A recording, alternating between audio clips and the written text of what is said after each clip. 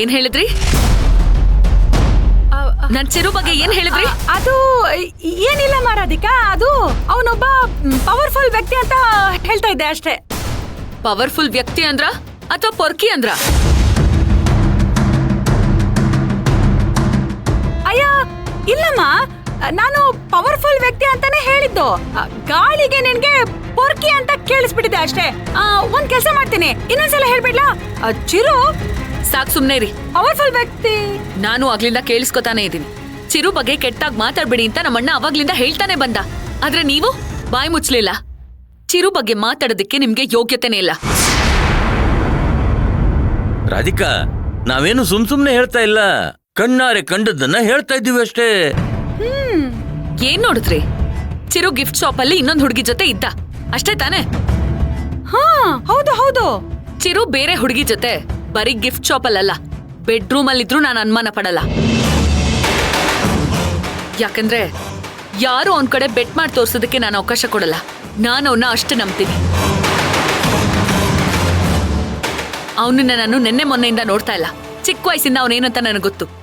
ಕನ್ಸಲ್ ಕೂಡ ಅವನೊಂದ್ ಹೆಣ್ಣನ್ನ ಕೆಟ್ಟ ದೃಷ್ಟಿಯಲ್ಲಿ ನೋಡಲ್ಲ. ನಿಮಗೆಲ್ಲ ಅವನ ಬಗ್ಗೆ ಮಾತಾಡೋದಕ್ಕೆ ಯೋಗ್ಯತೆನೇ ಇಲ್ಲ. ಯಾಕಂದ್ರೆ ಅವನ್ನ ನಮ್ದವ್ರಿಗೆ ಯಾವತ್ತೂ ದ್ರೋಹ ಬಗ್ದಿಲ್ಲ. ನಿಮ್ ತರ ನಂಬಿಸಿ ಕತ್ಕೊಯ್ದಿಲ್ಲ. ಇಷ್ಟು ದಿನ ನಮ್ ಫ್ರೆಂಡ್ಶಿಪ್ ಅಲ್ಲಿ ನನ್ನ ಅನುಮತಿ ಇಲ್ದೆ ಅವ್ನ್ ನನ್ ಕಿರು ಬೆರಳನ್ನು ಕೂಡ ಟಚ್ ಮಾಡಿಲ್ಲ. ಅವನ್ ಮಾತು, ಒಂದ್ ಸ್ಮೈಲು ಮತ್ತೊಬ್ಬರಿಗೆ ಹರ್ಟ್ ಮಾಡುತ್ತೆ ಅನ್ನೋದಾದ್ರೆ ಅದು ದೊಡ್ಡ ತಪ್ಪು ಅಂತ ಅನ್ಕೊಳ್ಳೋನು ಅವನು.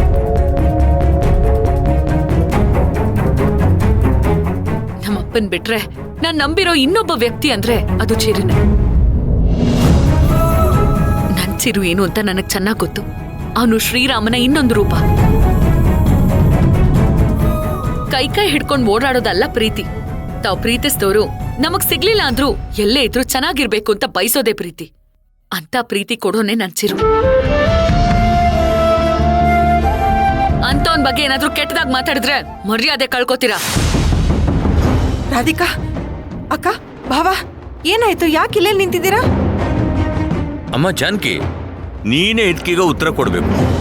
ನಾವು ಹೋಗಿದ್ ಗಿಫ್ಟ್ ಶಾಪ್ ಅಲ್ಲಿ ಚಿರು ಜೊತೆ ಒಂದು ಹುಡುಗಿನ ನೋಡಿದ್ವಿ. ಆ ಹುಡುಗಿ ಚಿರುಗೆ ಐ ಲವ್ ಯು ಅಂತ ಹೇಳ್ತಾ ಇದ್ವಿ. ಅದನ್ನ ಹೇಳಕ್ ಬಂದ್ರೆ ನಿನ್ನ ಮಗಳು ನಮ್ ಚಿರು ಹಾಗಲ್ಲ ಹೀಗಲ್ಲ ಅಂತ ತಕತೈ ಅಂತ ಕುಣಿತಿದ್ದಾಳೆ. ಇಷ್ಟೆಲ್ಲ ಮಾತಾಡ್ತಿದ್ದೀರಲ್ಲ, ಆ ಹುಡುಗಿ ಯಾರು ಅಂತ ಗೊತ್ತಾ? ನಮ್ ಮದ್ವೆ ಈವೆಂಟ್ ಆರ್ಗನೈಸ್ ಮಾಡಕ್ ಬಂದಿರೋ ಈವೆಂಟ್ ಮ್ಯಾನೇಜರ್.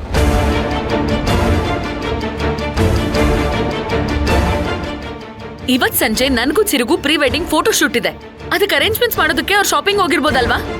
ಅದನ್ನ ಇಟ್ಕೊಂಡು ನೀವ್ ಕಟ್ಟಕತೆ ಕಟ್ತಿದ್ದೀರಾ? ನೋಡಿ, ಸರಿಯಾಗಿ ಕೇಳಿಸ್ಕೊಳ್ಳಿ. ನನಗೂ ಚಿರುಗೂ ಮದ್ವೆ ನಡೆಯುತ್ತೋ ನಡೆಯಲ್ವೋ? ಬೇಡ, ನಡೆಯದೇ ಇಲ್ಲ ಅಂತ ಇಟ್ಕೊಳ್ಳಿ.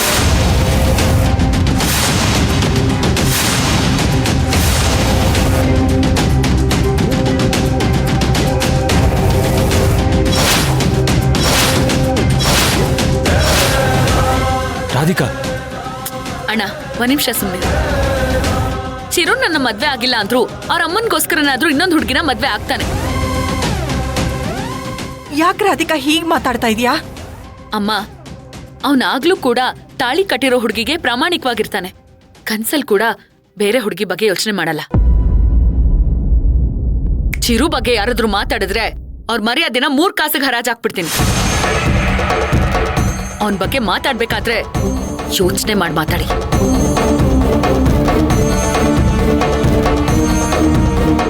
ವಾವಾ, ರಾಧಿಕಾ ಮಾತಾಡಿದ್ದನ್ನ ಮನ್ಸಿಗೆ ಹಾಕೋಬೇಡಿ. ಅಲ್ಲ ಜಾನಕಿ, ಬಾಯಿಗೆ ಬಂದಾಗೆಲ್ಲ ಮಾತಾಡಿ ಮನ್ಸಿಗೆ ಹಾಕೋಬೇಡಿ ಅಂದ್ರೆ ಹೇಗೆ?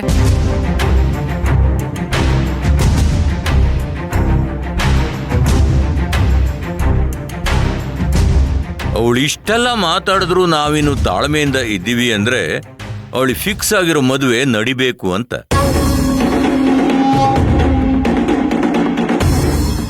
ಚಿರು ರಾಧಿಕಾ ಇಬ್ರು ಮದುವೆ ಆಗ್ಬೇಕು.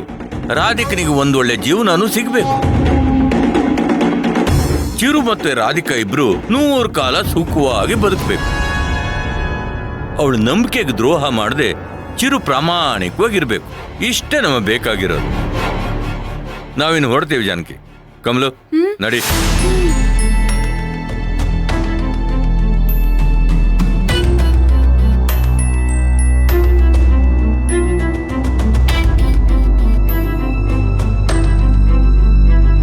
ಮೊದ್ಲು ನೀವು ನಿಮ್ ಕುತಂತ್ರದ ಬುದ್ಧಿ ಬಿಡ್ಬೇಕು ಮಾವ. ಅವಾಗ್ಲೇ ರಾಧಿಕಾ ಸಂತೋಷವಾಗಿರೋಕ್ಕಾಗೋದು. ರಾಧಿಕನ್ ಮದ್ವೆ ಆದ್ಮೇಲೆ ಈ ಕುಟುಂಬ ನಿಮ್ ಕಾಲ್ ಕೆಳಗ್ ಬೀಳ್ಬಾರ್ದು. ಅದನ್ನೇ ನಾನು ಆ ದೇವ್ರ ಹತ್ರ ಕೇಳ್ಕೊಳ್ಳೋದು.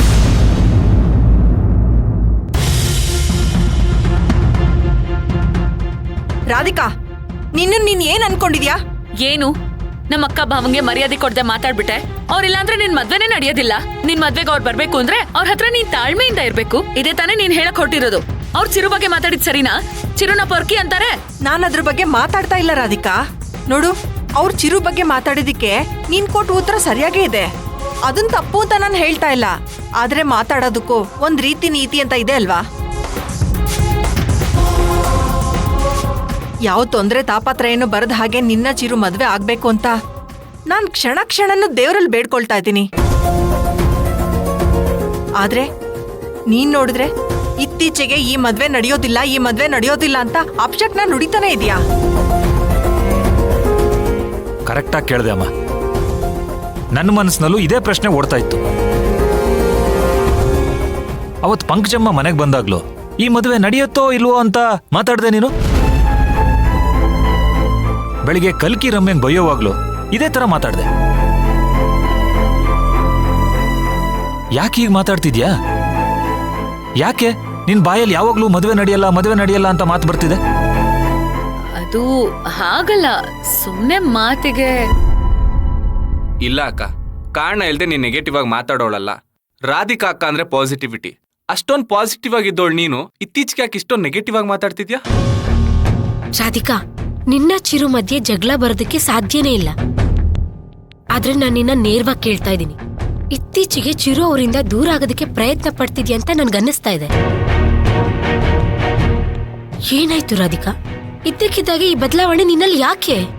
ಅದ್ಕೆ ಅದು ಅಕ್ಕ, ನೀನ್ ಭಾವನ್ನ ಅವಾಯ್ಡ್ ಮಾಡ್ತಿರೋದಕ್ಕೆ ರೀಸನ್ ಗೊತ್ತಿಲ್ದೆ ಅವರು ತುಂಬಾ ಫೀಲ್ ಆಗ್ತಿರ್ತಾರಕ್ಕ. ಅವತ್ ಕಾಫಿ ಕುಡ್ದು ಹೋಗ್ತೀನಿ ಅಂದ್ರು ನೀನ್ ಅವ್ರನ್ನ ಮನೆ ಕರ್ದಿಲ್ಲ. ಯಾಕಕ್ಕ? ಯಾರಿಗೋಸ್ಕರ ಹೀಗ್ ಮಾಡ್ತಿದ್ಯಾ? ಒಂದ್ ವೇಳೆ ಪ್ರಜ್ವಲ ಆಂಟಿ ಏನಾದ್ರು ಹೇಳಿದ್ರಾ? ಏ ಇಲ್ಲ, ಅವ್ರೇನ್ ಹೇಳ್ತಾರೆ? ಮತ್ ಯಾಕಕ್ಕ ಮಾತ್ಗೂ ಈ ಮದ್ವೆ ನಡೆಯೋದಿಲ್ಲ ಅನ್ನೋ ಮಾತು ನಿನ್ ಬಾಯಿಂದ ಬರ್ತಾ ಇದೆ? ನೋಡು ರಮ್ಯಾ, ಸಮಯ ಸಂದರ್ಭ ಒಂದೇ ತರ ಇರಲ್ಲ. ಹಾಗಾದ್ರೂ ಆಗ್ಬಹುದು ಅಂತ ಹೇಳ್ದೆ ಅಷ್ಟೇ. ನೋಡ್ ರಾಧಿಕಾ, ನನ್ ಮಾತ್ ಕೇಳು ದಯವಿಟ್ಟು.